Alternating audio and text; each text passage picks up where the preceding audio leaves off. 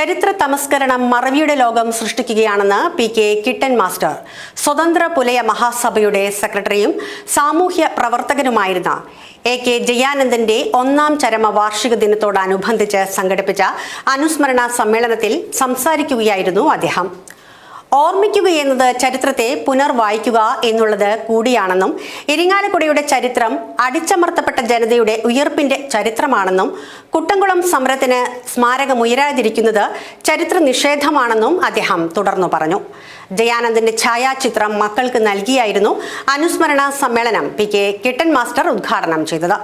PN Suran അധ്യക്ഷത വഹിച്ച യോഗത്തിൽ municipal councillor Santhosh Boban, TA Manoj Kumar, advocate PK Narayanan, MM Karthikeyan, Rameshan, Adithyakumar, TK Santhosh, Roshni Vijayan, Nima Arunkumar എന്നിവർ പ്രസംഗിച്ചു.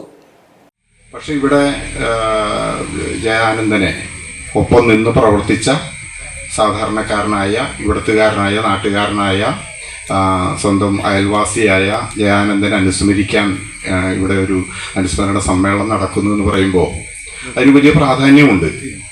ഈ ഓർമ്മിക്കുക എന്നുള്ളതും ഓർക്കുക എന്നുള്ളതും വലിയൊരു വിപ്ലവ പ്രവർത്തനവും ഒരു പ്രതിരോധവുമാണ് എന്നുള്ളതാണ്. എല്ലാം മറക്കാൻ ശ്രമിക്കുന്ന ഒരു കാലത്ത് മറവിയിലേക്ക് പോകുന്നത് വളരെ എളുപ്പമായി കരുതുന്ന അല്ലെങ്കിൽ വളരെ സൗകര്യപ്രദമായി കാണുന്ന, പണ്ട് പറഞ്ഞത് ഇന്നലെ പറഞ്ഞത് ഇന്ന് മാറ്റി പറയേണ്ടി വരുമ്പോഴൊക്കെ തന്നെ നമുക്ക് ആ മറവി വലിയൊരു അനുഗ്രഹമായി തീരുന്നുണ്ട്. ആളുകളെ സംബന്ധിച്ചിടത്തോളം, പ്രത്യേകിച്ചും വലിയവരെ സംബന്ധിച്ചിടത്തോളം മറവി വലിയൊരു അനുഗ്രഹമാണ്. അപ്പം അത്തരം ഒരു സമയത്ത്, അത്തരമൊരു കാലത്ത് നമുക്ക് ഇത്തരം ആളുകളെ, അവരുടെ പ്രവർത്തനങ്ങളെ, എത്ര സാധാരണക്കാരായിരുന്നാൽ പോലും അവർ ചെയ്ത പ്രവർത്തനങ്ങളുടെ, അവരുടെ മുൻകാലങ്ങളെ ഒക്കെ ഓർക്കാൻ കഴിയുക എന്നുള്ളതും അവരെ ഓർക്കാൻ നമ്മൾ തയ്യാറാകുന്നു എന്നുള്ളതും വലിയൊരു